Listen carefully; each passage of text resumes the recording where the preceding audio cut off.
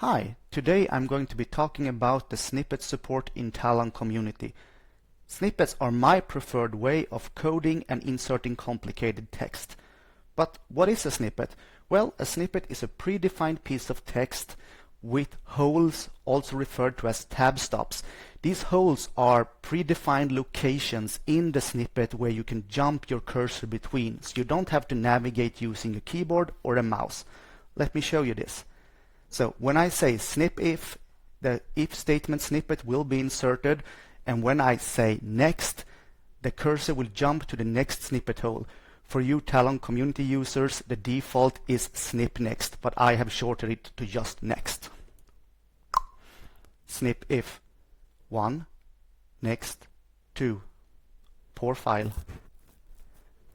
Snip ternary 1, next 2, next 3, slapper, drowse.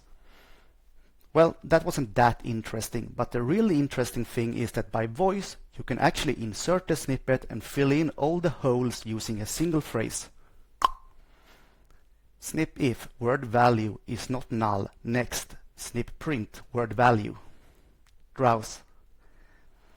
So you see here, I created an if statement, and inserted the word value, did a null check, went to the next snippet hole, inserted a new snippet, the console log, the print snippet, and the word value in that.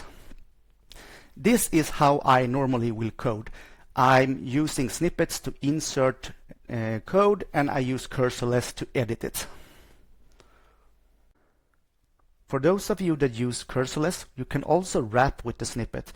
So when I say if wrap and a cursorless target, cursorless is going to take the if statement snippet and wrap that around the target.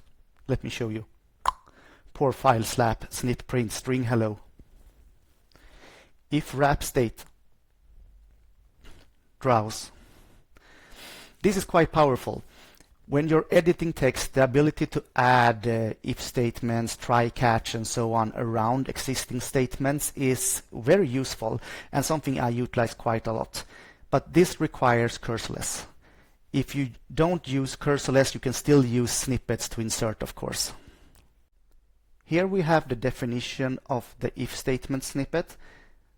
This file is a custom format that we designed specifically for the use of snippets in Talon community.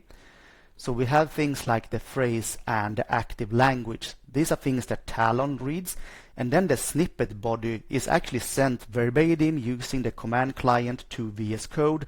That means that the .snippet format isn't locked to a particular snippet language or flavor. In this case, it's TextMate because that's what VS Code uses, but the snippet format itself just sends the text over the wire.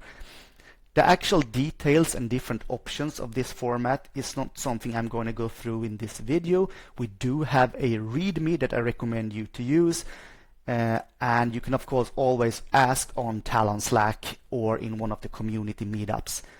And I think that was it for today. Take care.